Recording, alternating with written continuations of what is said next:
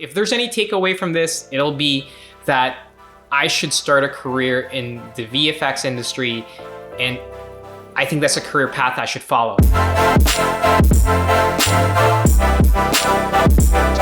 In this installment, Anthony and I discussed the process that we undertake in order to complete a comic book page. More importantly, we discussed the concept of done is better than perfect. Ironically, I think this video illustrates this quite well. I was focusing on improving the audio from the last episode. In doing so, I completely screwed up the video. It's unusable. So I mustered up all of my visual effects abilities, and I think I found a way to make it work. It's masterful work in the arts of visual effects. None of that is true. But before we get started, part 3 will be a Q&A episode. So hit us up in the comments down below with your questions, and we'll do our best to answer all of them in part 3. Enjoy. Okay, so this is episode 2 of the longest drawing that I ever did.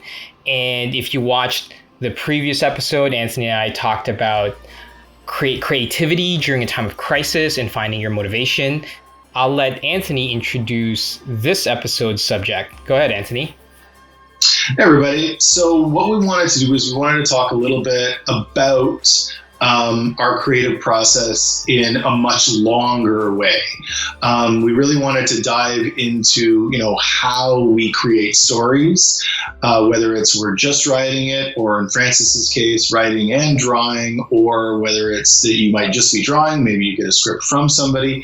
And even though we mostly work in sequential illustration, comic books, I've written novels.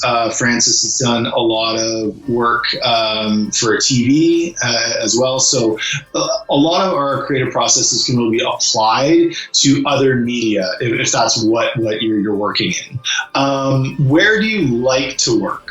Now, like in terms of your studio space, because you have a home studio and you have a studio, and you kind of have both of them more or less set up the same-ish, right? Now, again, it doesn't mean that you can't create if you don't have these things, but a good studio space of your own is pretty optimal. Yeah, absolutely. So I'm in a fortunate position that I have a home studio and an actual physical studio outside of my house. And to me, it makes a big difference in terms of separating life and work. But for many, many years, even before I joined Raid Studio, I primarily worked from home, right? And I think that setup was easier when, you and I were both single men or single boys who didn't have a family that is, don't get me wrong. One of the benefits of working from home is my ability to hang out with my daughter all the time, and I enjoy it, but the line becomes too blurred. Many people do it, and they do it very successfly. This is just for me, or I feel like I need the separation. It's not a necessity, because as you've seen, you and I have traveled quite a bit. When we went for our friend Emerson's birthday in Vegas, I brought my work with me, and I was just working on the hotel table. It's an interesting job because you can work anywhere, but at the same time, once you've been doing this for a long time, you realize what is the optimal way to do it.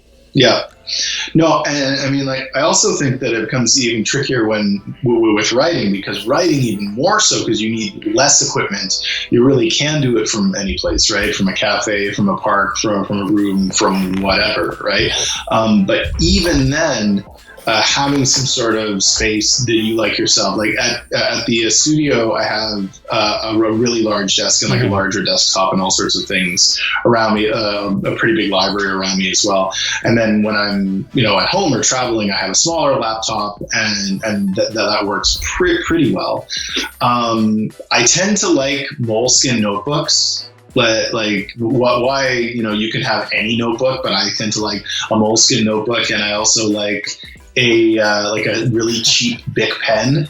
I just really like a nice medium point black or blue Bic pen. It really kind of helps me with all these things. It's funny because I feel like I would rather have a cheaper notebook and a nicer pen than a nicer book with a crappier pen, because sometimes I hate ballpoint. Well, I actually, don't get me wrong, I used to love it. I used to draw with ballpoint.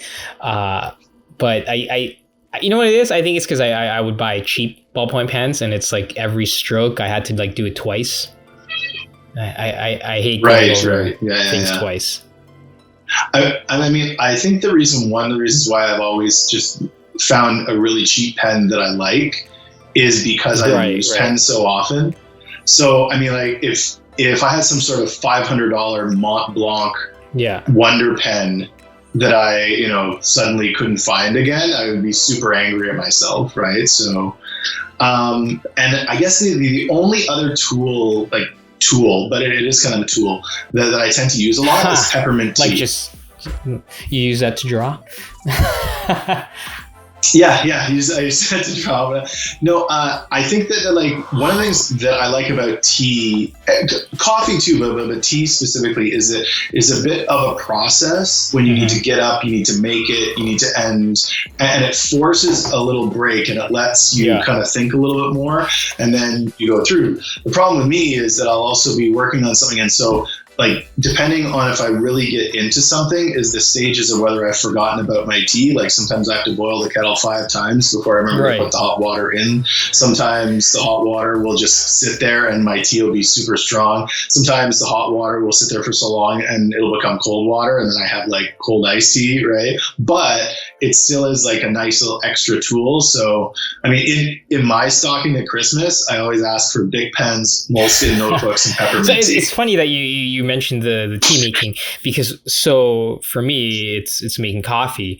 I used to have a normal coffee machine. You kind of just set it up and you walk away. For a time, Rachel was away for a couple weeks.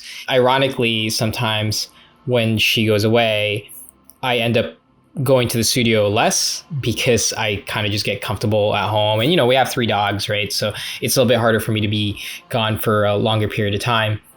And I remember I got so lazy at one point that I didn't even want to go out to get coffee, because sometimes you want a nice little espresso or a latte.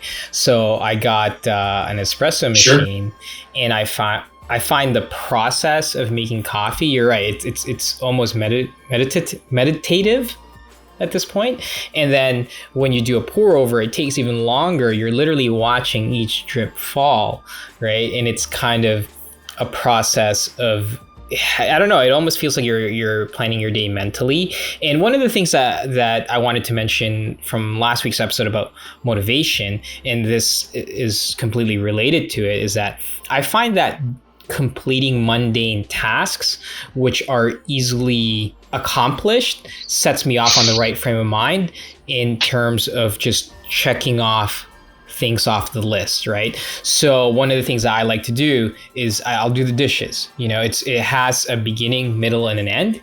And I find that the sense of accomplishment that I get from finishing the dishes or cleaning the kitchen translates to when I'm working on pages, because a page takes longer, right? Sometimes it's a little bit harder to even mentally or visually see the end of the finish line, and giving myself little accomplishments, it sets me up in the right frame of mind of finishing, right? Because then what I start doing is rather than looking at the page as a whole, I look at each panel as an accomplishable task, right? So I find that when I'm working on a page, more often than not, I go panel by panel, because I find that finishing a panel, again, sets me off on the right frame of mind.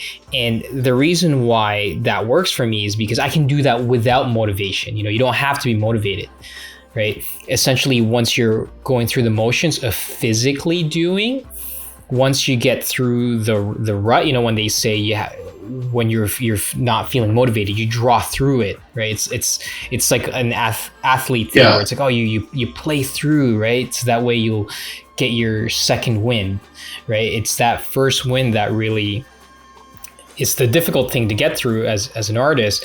But once you fight through it by just doing it, you'll find that you may have started out feeling unmotivated or not feeling like you want to draw. But once you get through that first rub by forcing yourself, maybe an hour in or a couple hours in, you'll find that you're suddenly now in the rhythm, Yeah, like one of the things, a bit of advice that people have been giving, but a admiral in the United States, Admiral McRaven, talked about like making your bed, and you make it well, then the day is started with you accomplishing one task, and you did it right, and you did it great, and fantastic. Yeah. Now move on to the next thing that you have to do, right? Now, you mentioned lists, right? So you and I are not a big fan of schedules. We are a fan of lists. And it doesn't mean that we don't follow a schedule, right? Because a lot of times our editors or a client might have a very specific schedule for you. But mostly I think that people can't accurately predict exactly how long everything is going to take schedule-wise, right? So what helps instead is to then have a list.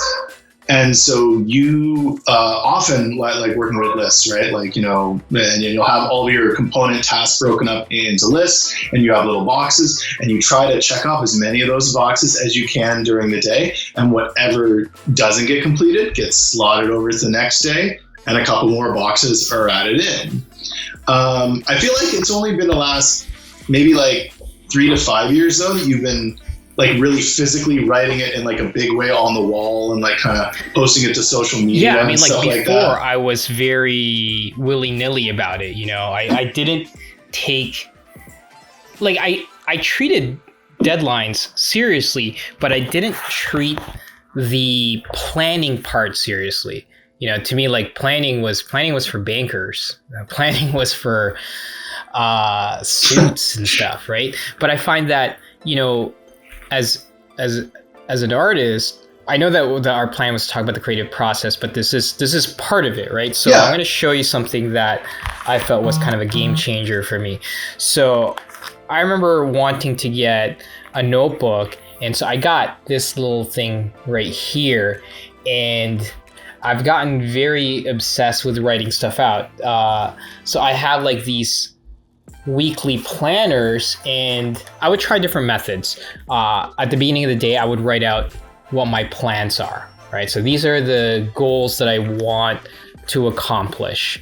And every time I get to check it off, again, it's that real sense of accomplishment that really, it drives me, right, to work harder and faster. But sometimes, you know, I would get disappointed not checking stuff off. So then I've tried different methods where I wouldn't write down what I wanted to do during the day, and I would write in it at the end of the day and write down the things that I did accomplish. You know, the idea of glass half full or glass half empty, right? So I'm still kind of figuring out the system of what works best for me. Preferably, I like writing down what I need to do at the beginning of the day, just because it's easier to plan things out. It is disappointing when you don't get to check it off and you have to move it the next day, right? You know, I'm really OCD, so whenever I need to scratch stuff off, I'm just like, this book, that was almost clean, you know, just an annoying little scratch on it. I don't know, man. Like I'm still figuring it out. I think the important takeaway from this little bit of a sidebar is that even though we're in a creative industry, you have to treat it professionally. That's part of the process. I think we can really get into the esoteric nature of what it's like to be an artist and the thought that goes into a piece of art. But, you know, these are tangible things that this is something that anybody can do at any skill level. Right? A professional can do it, an amateur can do it. Yeah. It's really about setting your mind on the right track. I think that's the most important takeaway from this. It's all very individualized. So each person has to find whatever method that they can use to create a professional type of environment for themselves, right? Yep.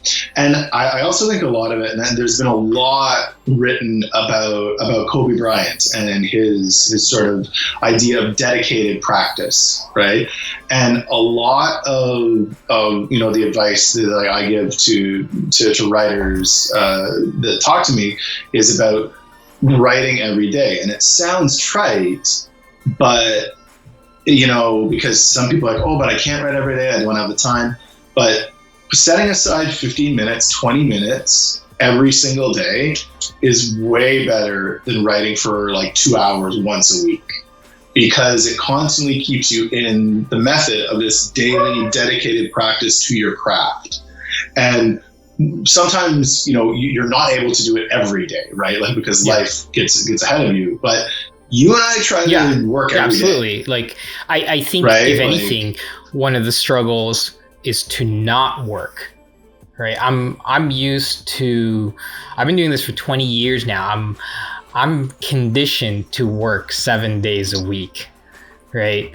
And I've found myself really only after, you know, we had kids, where I realized I can't work on the weekends. You know, I think mentally I needed that break. But okay, so let's talk a bit more about the process itself, right? So, you know, since this is an art thing, I'll start with the process of, you know, let's say working on this double page spread.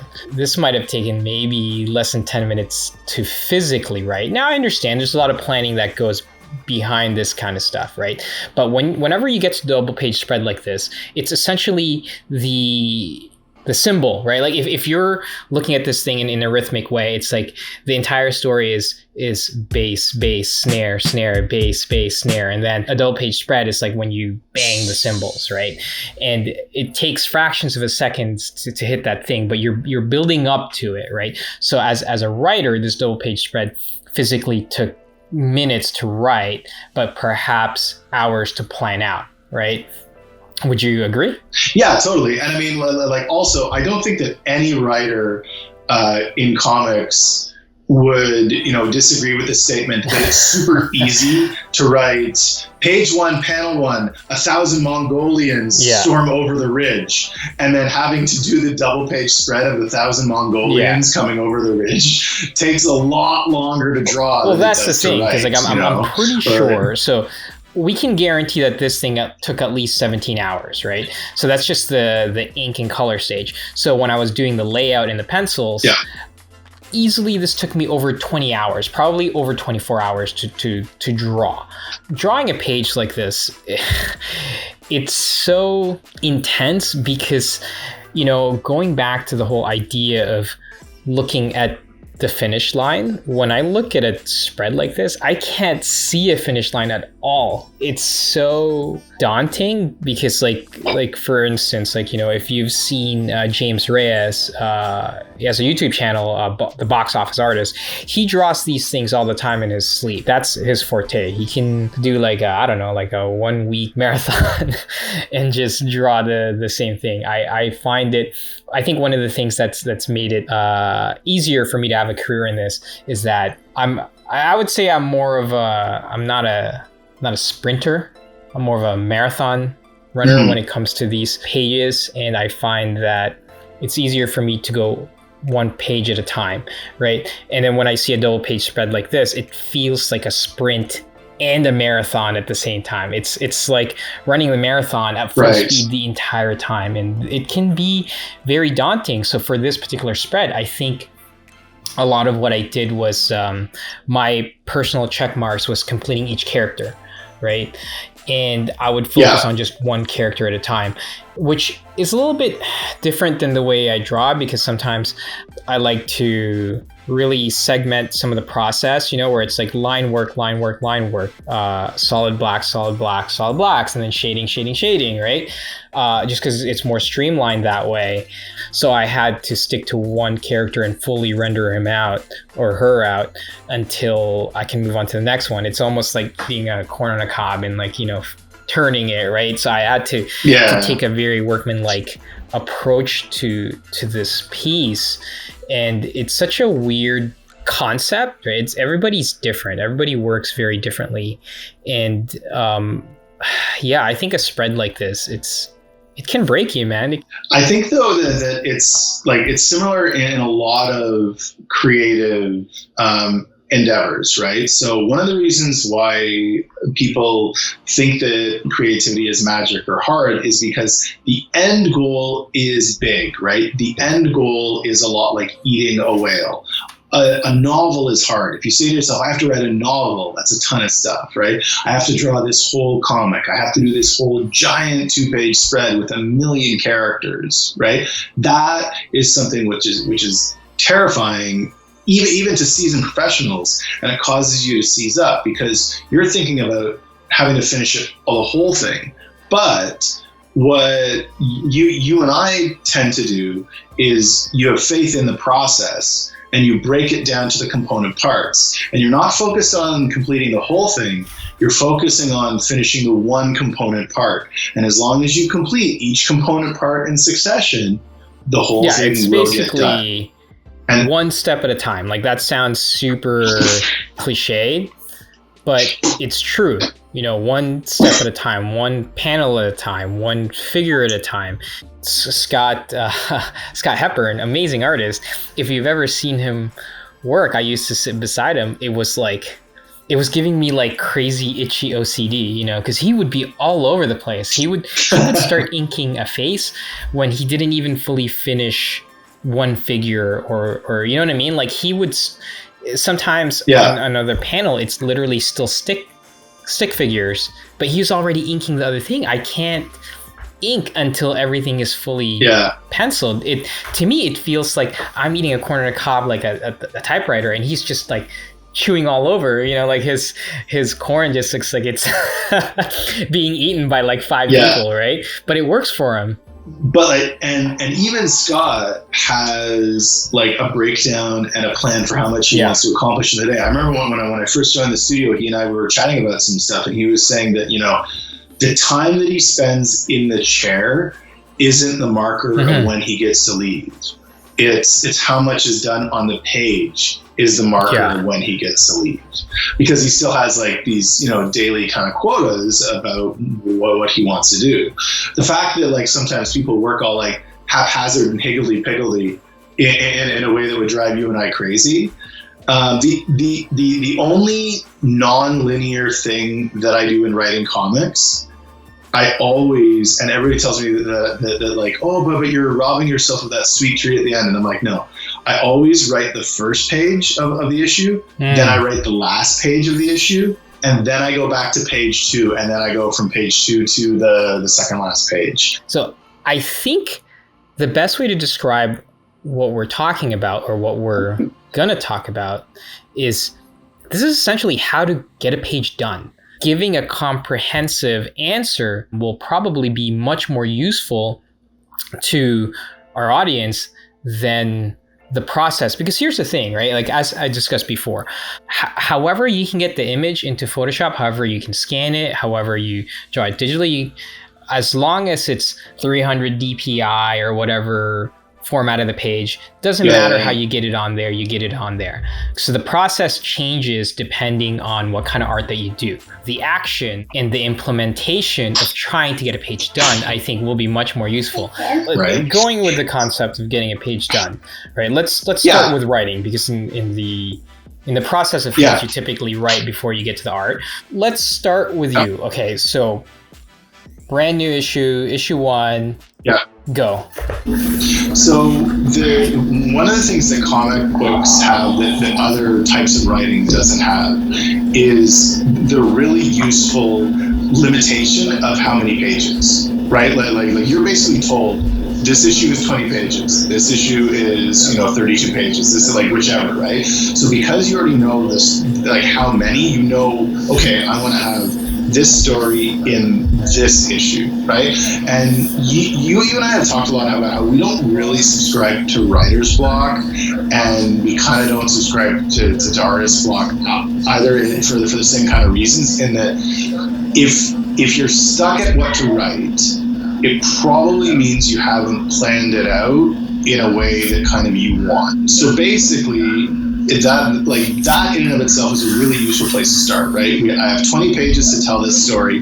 What do I want, right? And my primary goal with any issue, like besides telling the story, is when the reader finishes that issue, I want them to wish that they immediately had the next issue. So step 1, what's the first thing that you do? So you ask yourself, or rather you give yourself the parameters. At the end of this issue, I want the reader to want the next issue. So what is the very first thing that you do in terms of starting? So I tend to plot out all along a piece of paper. I'll write like page 1, page 2, page 3, all the way down to page 20, right? And then I have an idea of like, okay, well, what needs to happen in this issue for the character and for their arc, right? Because every character has some kind of arc. There are a lot of really good books out there about like the hero's journey and like what'll happen to the character and what they want motivation wise and all of that.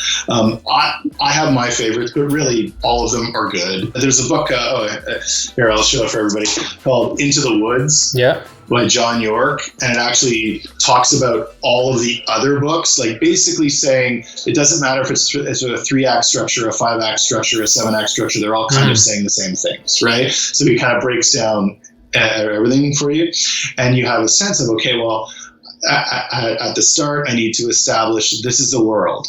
And then there's this inciting incident, this call to action. And then, you proceed from there.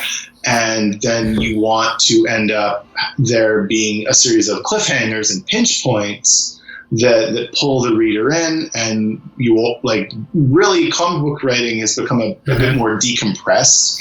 In say the last 10, maybe even 20 years, where we now have, like when we tend to think of things, we think of things now in like a 5-issue arc, right? Like a trade paperback type arc, instead of a series of one and dones that then make a larger story. So we ourselves get a chance to say, okay, well, what do I want to say with this story, right? Oh, I think it'll be 5 issues, 10 issues. This is the whole arc. This is how I'm breaking it up. These are the pinch points. And then you have to figure out, well, like physically, and this is a mistake that I will say a lot of starting writers will make in comics. Conceptually, you have to really be able to break down each step on a page in a way that actually would work, right? Like artists are not big fans of having 5 panels that actually describe 10 or 20 panels worth of action. Yeah, no, definitely not. I mean, when it comes to writing, you mentioned about what do I want to say. It's interesting because I've written in different ways where I would come in and saying, this is what I want to say. I think I find that difficult because I end up being too, me personally, like I think I found myself being almost too preachy because I was starting to change elements in order to fit the message that I'm trying to say, right? And I feel like the sweet spot is when I figure out what the character wants, and through their journey of trying to achieve what they want, I perhaps infuse some of the choices that the character makes to represent what I want to say, right? Because ultimately, as writers, most of the time we inject ourselves into the main characters as an avatar for ourselves, right? And the decision making that the character makes typically is probably somewhat similar to our own decision making, right? Now, that's not always the case, because if you're writing a bad dude, you're writing a bad dude. It doesn't, but it's leaning into the choices that we might make in this fictional world, right? And there's just so many ways to, as they say, skin a cat, right? But there's so many ways, but there's very few right ways to do it. I think that like when you talk about like what the character wants, that's the main thing, right? Like you want to figure out what is your character's journey from the beginning of the story to the end of the story, right? And they will change over the course of that story. Now, on occasion, though, there will be a type of character. You and I actually end up, in comic books, you end up running into these characters a lot, right? Where the character themselves does not change, right? Like the Punisher is not different at the end of a Punisher story than he is at the beginning of a Punisher story, right? James Bond is not different personality-wise. What they've gained over the story is knowledge, right? So they have knowledge of something, of a case they're working on, of whatever, right? And then that's how their arc can mimic real personal growth that might be in other Sure. art. I think that's one of the difficulties with comics is that a traditional story, the character by the end of the story is a completely changed person, right? I mean, they're still who they are, but the adventure that they go through changes them fundamentally by the end of the story, right?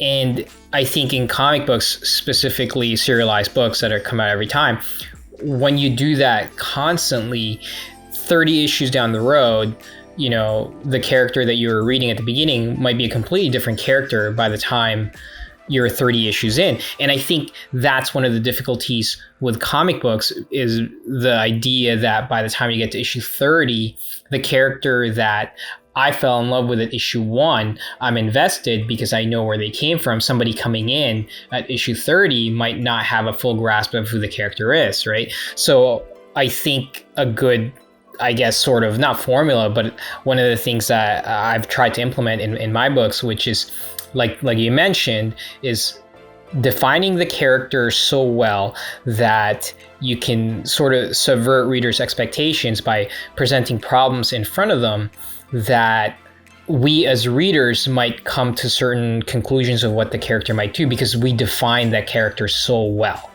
right? And it becomes more about challenging the values of that character, us as writers trying to impede the character from accomplishing their goal.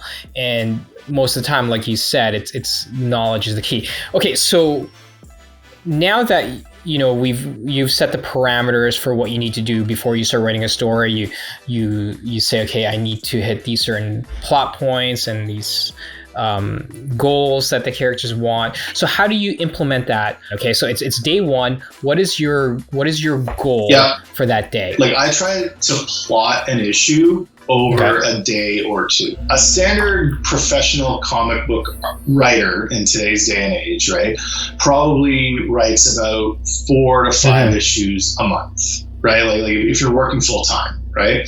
Which means that you need to be able to write approximately an issue a week.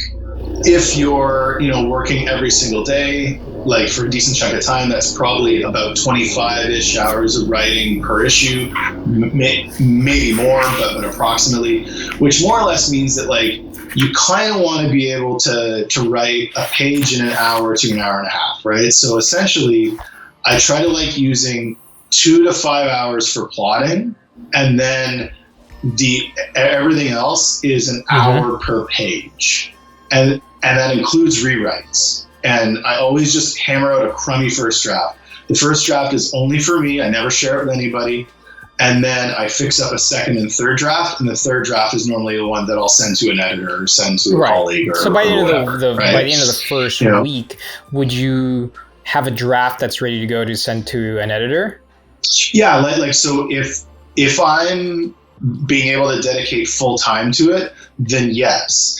If I'm writing it like part time, or because I have the day job, I have other stuff, then it might take 2 weeks or like 3 weeks, right? But I have that figured out in my schedule. But yeah, if it's full time work, right, a week per script. So after the plot or outline is finished, as an artist, I receive when I'm not writing the comic. So when I write and draw my own book, it's a very integrated process because I do what Anthony says, which is I plot it out. But then before I write the script, I'll start thumbnailing the issue. Right? I'm more of a visual writer, and I find that the script comes after I've done the layout, because what I typically do is when I was working on The Flash and Detective, the way Brian and I work is basically just like this. We'll discuss what the plots are, and sometimes we'll write it out. And really, the plot that we write out is basically just for an editor to have a good grasp of what our intentions are, right? And then from there, I'll start doing thumbnails of the story, right? And then I'll share that with Brian, and then from there, then we'll start writing out the page per page, right? And most of the time, we don't even do a page per page. It'll just be, let's say, page 1 to 3, and I'll describe like the action. So that's how I work. And then when I was working just as a solo writer artist, what I would end up doing is I would work a combination of both ways, where I would plot it out, but I would write in scenes, right? So after I pitch basically a 1 paragraph summary of the issue story, I'll start breaking it down in scenes. I'll say scene 1, scene 2, scene 3, right? And then within those scenes, you kind of know how long each scene will take. I'll write down, I'll say 1 to 4, scene 1, blah, blah, blah, blah, blah, right? And so forth. And that's flexible, right? Because sometimes certain scenes, once you're starting to implement the panel to panel, may need a little bit more room to breathe. So I'm a little, it's a lot easier to be flexible when you're writing and drawing it yourself, right? And then from that, I'll do the layout thumbnails, right? These are just really, really rough thumbnails. This is how I create the beats of the story. So that's how I do it when I'm writing it. But when I'm working with another writer, typically sometimes I'll read it off the computer and then I'll thumbnail it out. But my preference, to be honest, is I'll print it out, and then in the spaces on the printed script, I'll do little thumbnails. And most of the time they're so hard to read that I have to extrapolate those thumbnails within a 24-hour period so that it's fresh in my mind. Because if I wait too long, a few days in, I might look at that thumbnail and not know what I drew at all, because it's literally just shapes, right? So when I'm taking a script to thumbnail, typically it takes about a day, right? So I'll read the script maybe the day before. I'll read it at the end of the night after a day's work, right? And then I'll let it kind of percolate throughout the evening. And then the next morning, I already have a good idea of what's written in the script, but I'll read it again. And as I'm reading it, I'll start doing little thumbnails, right? Just little sketches of what the page layouts will look like. That usually takes maybe about an hour, right? And then from there, I'll move on to a more detailed thumbnails that my editors can read. And sometimes for expediency, I'll just do one scene at a time. I'll lay out a scene and I'll send it to my editor so I can get approvals, because sometimes approvals take longer. My preference is to lay out an entire book before sending layouts, because I want to know the rhythm of the story. And if I lay out one scene at a time, I might have a very big beat on that first scene that I could have, or rather that's lessening the impact of a greater beat later down the issue, right? I can really plan out where the major beats are. And when I say beats, I mean size of the panel and visual impact, right? So if I do it scene by scene, I might have this super impactful double page spread right at the beginning, which perhaps diminishes the impact of a later scene. Typically takes about a day and a half, right? Because a lot of it is planning, right? And sometimes takes longer, because I've found that certain writers, when I receive the script, I can see the movie play out in my head immediately. And those writers are a dream to work with, because you can tell that the way they write, it's very visual, right? They've already self-edited, right? But then there are some scripts that I read that, like you said, perhaps describes multiple actions in the same panel, and I have to figure out where to edit the writer and which scene or which image to capture within the motion that they describe, right? And sometimes that takes a little bit longer because it takes me out of the flow, right? And one isn't better than the other. It's just the tendencies of different writers, right? Because sometimes scripts are full script. They'll say panel 1, blah, blah, blah, blah. They say this, panel 2, blah, blah, blah, blah, right? And those, I find that those are easy, especially if the writer writes visually and don't explain or don't write multiple actions in the same panel. So it's easier if they think visually, but it's harder if they don't. Yeah, I mean, I think that one thing that's really useful as a starting writer, I don't do it anymore now, but when I was first starting to look at this, I would try to do little layouts myself.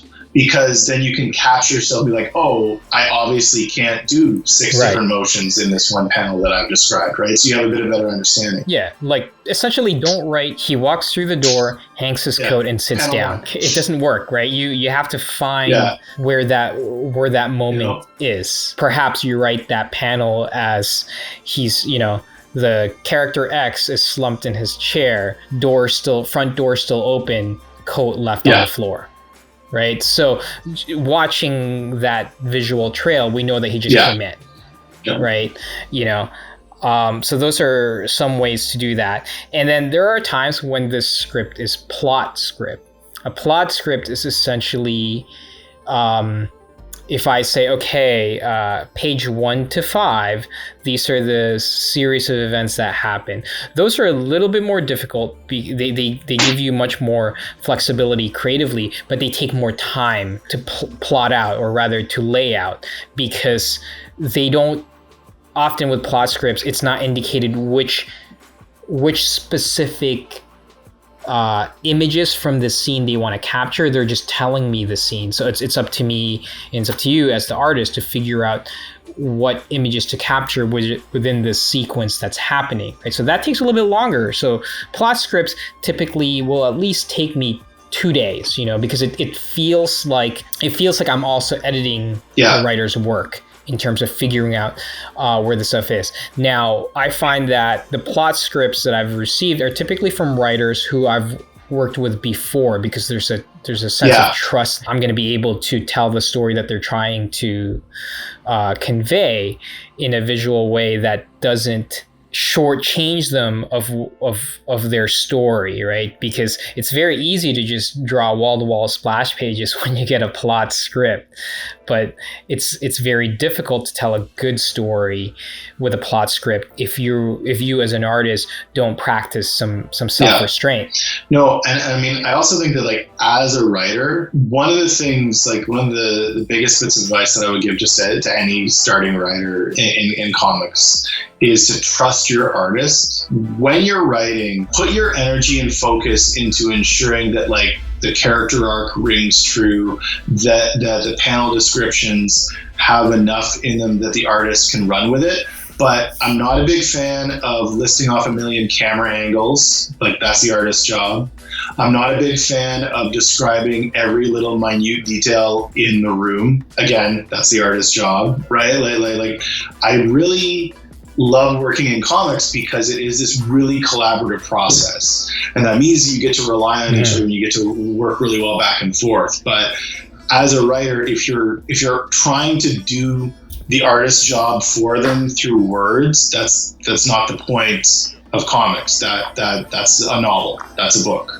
Right? Like, you should then just write novels. Sure, exactly. So once I do the layouts, typically I'll send that into the editor. They'll either get an approval the same day or a couple days in. Typically, they tend to approve scenes at a time. How I structure my day, again, I like to eat my corn in a linear fashion, right? So day 1 is typically just pencils, so maybe day 1 and 2, I'll pencil a bunch of pages, and my pencils are very rough since I'm inking myself. So typically I can pencil maybe 2 pages a day, sometimes more, depending on how long the workday is and the complexity of the page, right? So I try to do that. It's just a momentum thing. On day 3, I'll start inking those scenes, right? And then, wash, rinse, repeat. I have a daily goal, but really I'm looking at the weekly goal, and I look at the week and then start breaking it down per day, right? So let's say the layouts were approved on Friday. Okay, we're going to start Monday. That's day 1. Typically, my goal is anywhere between 4 to 5 pages a week. Monday and Tuesday, I'll pencil the pages. Might be 4 pages, might be 5 pages, right? For me, the key is by the time Wednesday hits, I need to be inking. And then I'll ink Wednesday and Thursday, and then I'll wrap things up on Friday. That gets me to about 4 pages a week. I have multiple speeds. I have the comfortable speed and I have deadline speed. So that's my comfortable speed. right? That's the I'm going to work at 9 and leaving at 5:30, whatever, so basically putting in an 8-hour day. Deadline mode, it's a combination of lengthening my hours and also shortening my process, right? So that's when, I'll pencil 3 in a day and I'll ink 2.5 in a day, right? Now that's not a comfortable way to work. It's possible. I find that the decision making is a lot quicker. I don't want to say that certain things like the finish or the rendering lack, because I feel like the illustrative part remains the same, but the part that takes a little bit more of a hit is the thought process. So if I drew like a face, but it's not quite achieving the dramatic tension that I wanted, normal day me might erase that and do a better version. Deadline me won't erase that. As you say, done is better than perfect, right?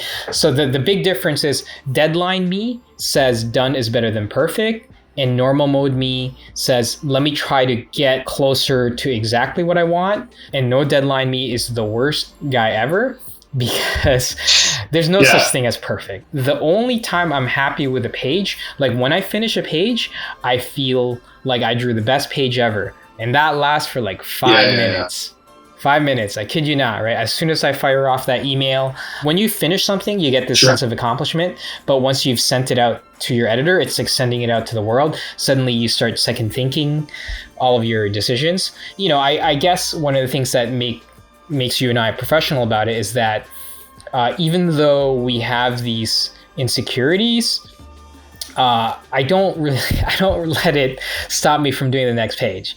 It's like I'll fix it next time, right? Like it bothers me so much when I make a mistake and I've sent it off. Sometimes it bothers me enough that I need to change it, and I will change it, but it does ruin my schedule.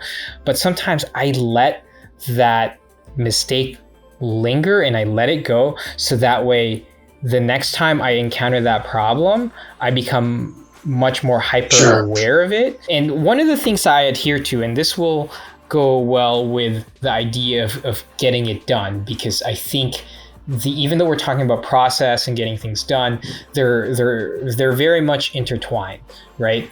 One of the things that I think I see a lot of young artists struggle with, or young writers struggle with, is they encounter a problem and they get what's called artist block or writer's block, right? Because they don't know how to solve this problem, and they linger on this problem for days, right? Now, here's the solution. Don't do it. And when I say don't do it, because the reason why you're having artist block or writer's block, and the reason why you can't do it, is because at that moment in time, you don't know how to fix it. You don't have the knowledge yet to fix it. So staring at this thing and redrawing it over and over again, or rewriting it over and over again, is not going to fix the problem, because in that immediate time, you don't know the solution. You don't have the experience yet. You don't have the clarity yet to know how to fix it. So sometimes I let those mistakes go, but because it percolates in my brain and it eats away at me, the solution for those problems usually will come to me throughout the course of time, right? So perhaps a problem that I didn't know how to tackle back then, a month later, I now know how to fix through experience, right? Because problem solving is problem solving is really about the knowledge that you have, right? You can't fix something that you don't know how to fix, right? So you could either sit there and try to fix this thing that you don't have the skill set to do, or let it go, because at the end of the day, it's a job. You have to get it done. So you let it go.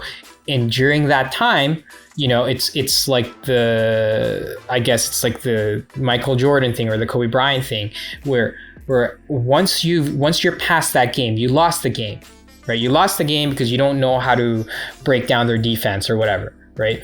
But in the meantime, you're still playing other games, right? But it's sticking in the back of your brain. So you put in the extra hours to practice and shoot the ball a few more times. And it's the same thing with art, right? Like I'll find that solution by essentially practicing on the side, right? But I won't do that mid-page, because my editor needs that page. They're not going to wait for me to learn how to fix it. So when it comes to deadlines, I'll lean into what I know how to do well.